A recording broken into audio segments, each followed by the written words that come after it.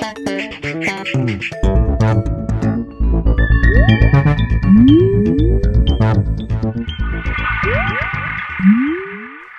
everyone and welcome to The Vortex, where lies and falsehoods are trapped and exposed. I'm Michael Vorse. There's an old expression, there's no such thing as just one cockroach. My mom, God rest her soul, used to use that expression a lot. She meant that whenever you find one bad thing in a situation, it's generally the case that there are other bad things as well. You can kind of call it the red flag phenomenon. You know, your suspicions are aroused because some unpleasantry comes to your attention. You're like, Take the case of LA's former Cardinal Roger Mahoney. There were warning signs and red flags all over his reign in LA, a cockroach that could be seen here or there. From the architectural horror that he built, that is LA's cathedral, nicknamed the Taj Mahoney, to the even more frightening religious education conference he began and unfortunately is still being conducted, there was a stench around this archdiocese for decades. That religious ed conference gathers thousands of Catholic school teachers every year for a number of days and presents them with one dissident teaching after another, fills their heads with modernistic notions and interpretations of the faith that they then go out and spread to students in their charge. And that is exactly what Mahoney wanted to accomplish, but more on that in a moment.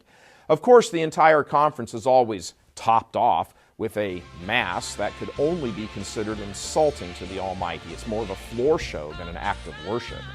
Who could honestly be surprised then that this is what has come now for Cardinal Mahoney, being essentially publicly disgraced for his involvement in a massive cover-up of homosexual predator priests? Let's not forget that while he was enlisting armies of attorneys to protect his own eminence, he had already presided over the largest payout in the history of the world to victims of predator priests. $660 million. $660 million. 2/3 of $1 billion from just one archdiocese. Cardinal Mahoney is a candidate for one of the prelates in America who has done more to destroy the church than any other. His closest competition in a very crowded field would be Chicago's former Cardinal, Joseph Bernardine. For a long period, these two men ruled the church in America, advancing their distorted versions of Catholicism with its emphasis on social justice while downplaying adherence to magisterial truths.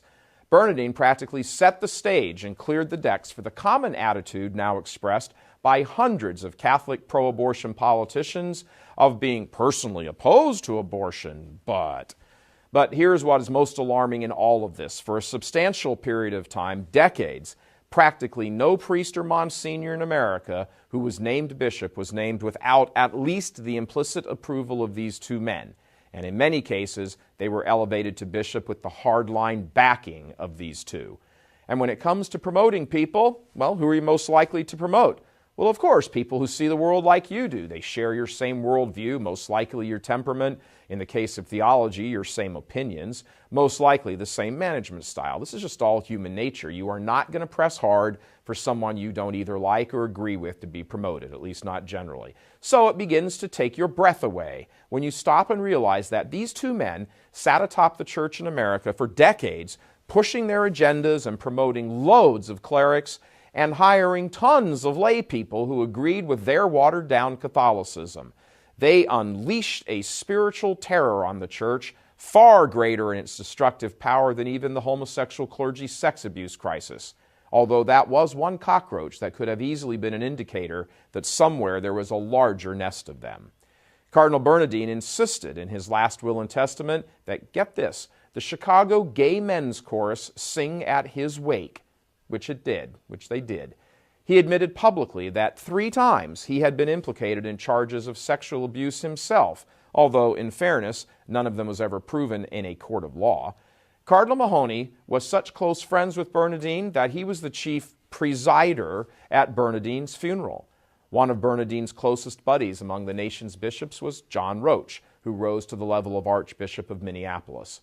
When he was promoted to that see, the gay publication The Advocate out of New York praised his appointment, saying, "At last, a bishop who openly supports gay civil rights." Observers at the time said Bernardine and Roach were absolutely inseparable. The power base for all of these birds of a feather was the Conference of U.S. Bishops, at the time known as the National Conference of Catholic Bishops, or the NCCB. Today, it's the USCCB. In the late 1960s, Detroit's Cardinal John Dearden brought then-Bishop Bernardin to the conference to the office of General Secretary, and from that powerful post, Bernardin consolidated his authority and his power and began exerting intense political power from behind the scenes. Both Bernardin and Roach were in deep with Mahoney, who saw his star rising quickly with such powerful allies. These men, and many of the ones whose careers they advanced, shared a view of false ecumenism and promoted it heavily, watering down the Catholic faith heavily in the minds of ordinary Catholics.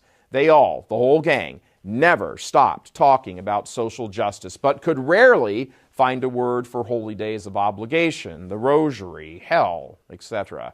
And when it came to the homosexual priest's sex abuse cover-up, they used whatever authority they could, certainly Mahoney, as the records now reveal, to hide, distort, and keep from the public the truth. Even when certain guidelines and policies were finally adopted, it was more out of a concern for the terrible financial losses and public relations disasters that might occur than any real thoughts of the victims. The episcopate in America was ruled over by this mindset since essentially the end of the Second Vatican Council in the mid-1960s. The mindset was one of using the institution and all its trappings to quietly insert a new church, what has been dubbed by many as Am-Church, the American Church. Cardinal Mahoney in particular was masterful at this, not only in his own right, but also in the various appointments and hires he made, many of whom are still around today and active and far from retirement, who share the Mahoney mindset. As men of this mindset advanced along their plans and became further and further removed from the truth of the church, which is of course only natural since they were trying to create a church of their own devising, they became open to all manner of corruption, which can and does happen to everyone who moves away from our blessed Lord, no exceptions. As they and their reigns fell more away from authentic Catholicism, they fell more and more into spiritual darkness and all the evils that live and hide in that darkness.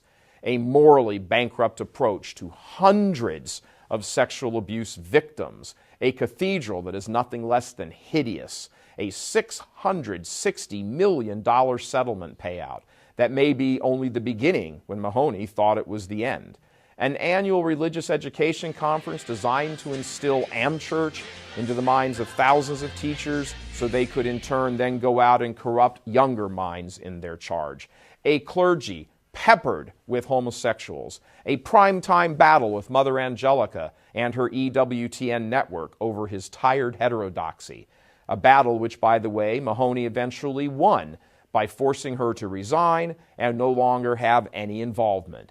Many say EWTN has never been the same since Mother left. It's also a little shocking that Mahoney was one of the loudest voices calling for the head of Boston's Cardinal Bernard Law for his covering up of homosexually abusive clergy when Mahoney was doing the exact same thing on the Pacific Coast.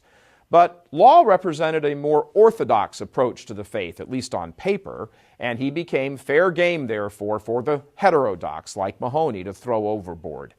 This is the legacy of Cardinal Roger Mahoney in Los Angeles and his 26-year reign. There's never just one cockroach. But there's another saying that is even more relevant because while all those things happened in the past, still present are those clerics and lay people in Los Angeles and all around the country that share their same stripes, from Bernardin to Roach and the hundreds that they all heavily promoted. While there's never just one cockroach, it's just as true that birds of a feather flock together. It would be unwise to presume that the Church in America will settle into an era of peace and stability until these past horrors are owned up to, and most especially that people be vigilant about the allies and underlings that all these men promoted. Lord Jesus, save your people. God love you. I'm Michael Voris.